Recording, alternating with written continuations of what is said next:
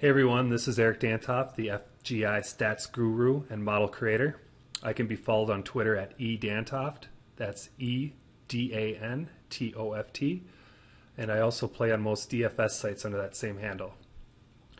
Well, I hope you're already finding success with the DFS model that FGI just launched. We love it here, and we actually think it's one of the best in the industry. Not just saying that because I made the model, but really because I know what else is out there. And there's projections, there's models, but nothing really compares to what goes into ours.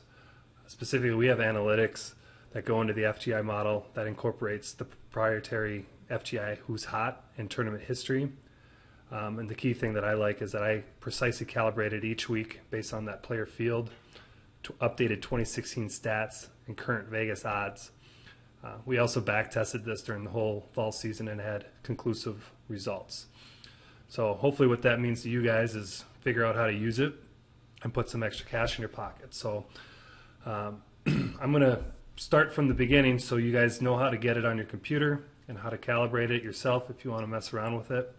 So the first thing is make sure you're signed into your Fantasy Golf Insider account. Got to be a premium subscriber for that. Using Jeff Bergerson's. He's all current on his bills, so we should be able to rock and roll with this. So if you need to go to the homepage, just click on the FGI logo. You'll see this screen here. Go to the Tools drop-down, and then you'll see the FGI model down at the bottom. You click on that. You'll see this page load.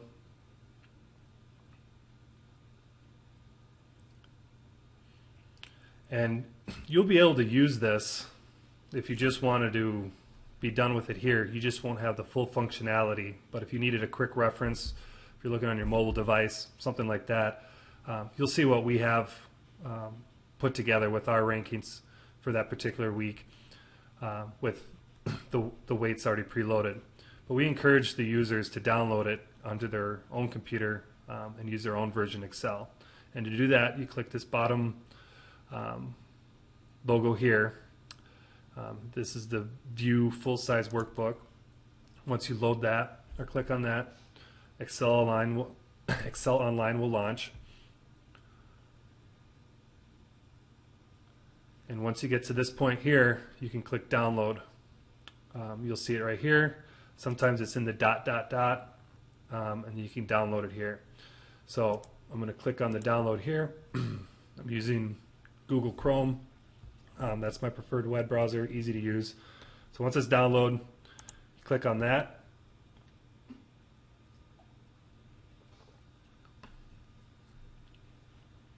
And then this is the one for the Sony Open. Sometimes you'll get a prompt box up in this area here where you'll need to enable editing. If you get that, you just click on that. And for the model purposes right now, what I'm going to do is actually use the one from last week.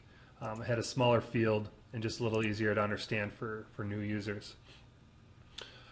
One thing that I added starting this week is a legend. So if you can click over to that tab, you'll see that each metric, each column basically now has a definition of it and what it's abbreviated for, specifically more with the stats. So I know the guys have been getting a lot of emails on that, so hopefully this helps clear the air there. It'll help you better calibrate your model as you get into it. So back on the home page, once everything's downloaded, you'll see a screen, or you'll see it load like this. And the first key thing is just know anything highlighted in yellow is where those are the only cells that you want to change or manipulate.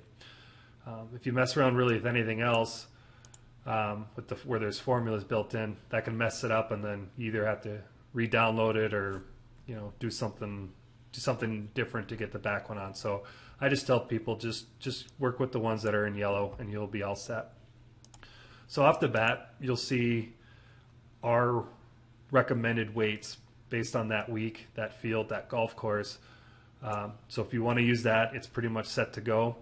But a cool thing about this model is that you have a lot of user functionality to manipulate as you best see fit.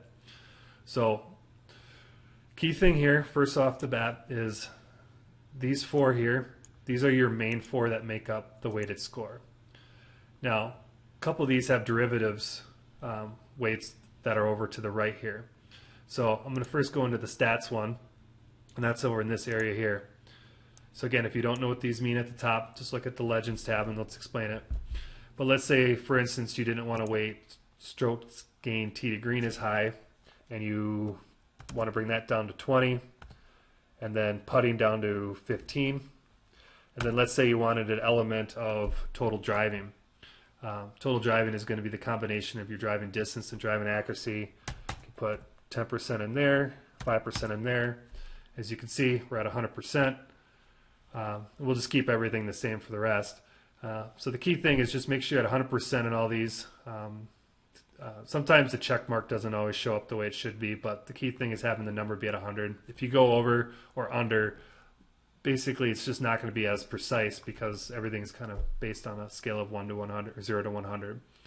So with that being said, you get your stats calibrated you want. You'll get your Vegas. Quick note on the Vegas stuff too. Sometimes when the model is released, sometimes the only thing available is a win percent. If that's ever the case, you'll see it preloaded with 100% and then nothing, and this column may not even exist depending on the model week. If that's the case, just make sure 100%'s in the 100% in the win percent, and then that'll be your Vegas weight. Not really much to change there. It doesn't really change that much, as you can see here. So you can be pretty safe sometimes, always just going off 100% in the win percent column. Current form, this is something that we're pretty high on because we give the ability to break down and drill down your current form. Specifically, we have it set up where you have the past 2 months of a golfer's current form, but something that we wanted to bring into, something that Jeff talks about, is sometimes carrying 2 strong finishes into a third. And sometimes there's even a case where how they finish at the last one, you want to carry that into the next one. So you have different ways you can weight that. Most of the weight is going to be on your past 2 months. That's going to be the best indicator of current form. So in this case, for the Tournament of Champions, we had 75% and then 25%, depending on how they finished up the year. That then again rolls up into your big 4: current form, stats, Vegas, and current course form.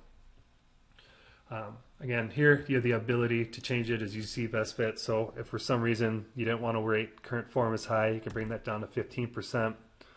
And let's say you wanted to bring Vegas up a little bit, bring that up there. You can see we're still at the 100%. Let's say we wanted to bring this up to 40, and then course form down to 10. You can see we're at 100%. Everything's calibrated, or everything's set up.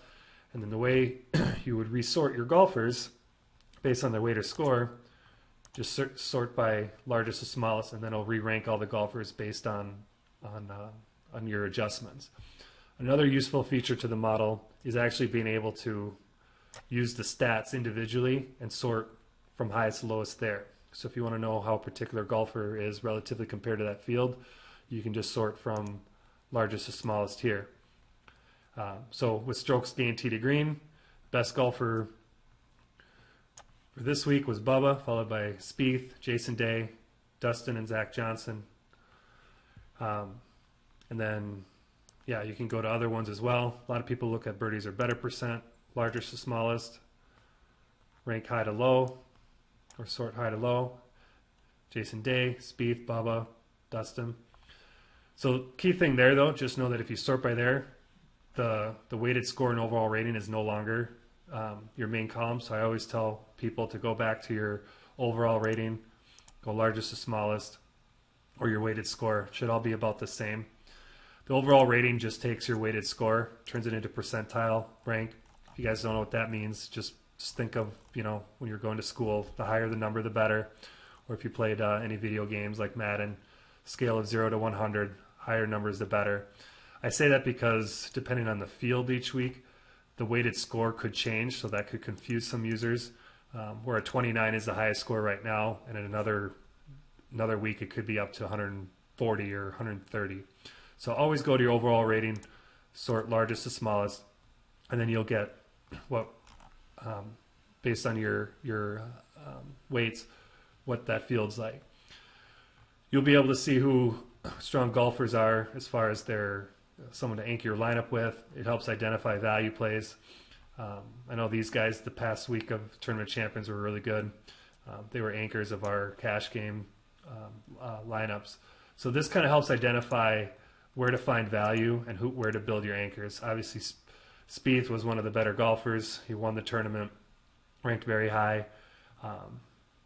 We also liked Patrick Reed that week. He did very well. So this just kind of gets it going to help you guys help build your lineups and hopefully avoid some guys that aren't ranked really high and find the key guys for that.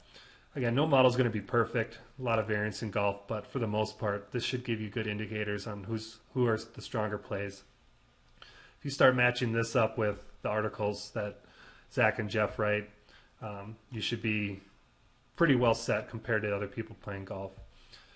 Other than that, just let me know. I'm open to feedback. Hopefully you found this online video tutorial helpful. You can hit me up on Twitter. One request that I have is if you are really liking the model, definitely share it or tell people about it on social media or whatever. Try to get more people going into Fantasy Golf Insider as we think the tools that make up the site as well as the expert columns are best in the industry. Again, this is Eric. If you have any questions, let me know. And best of luck this season.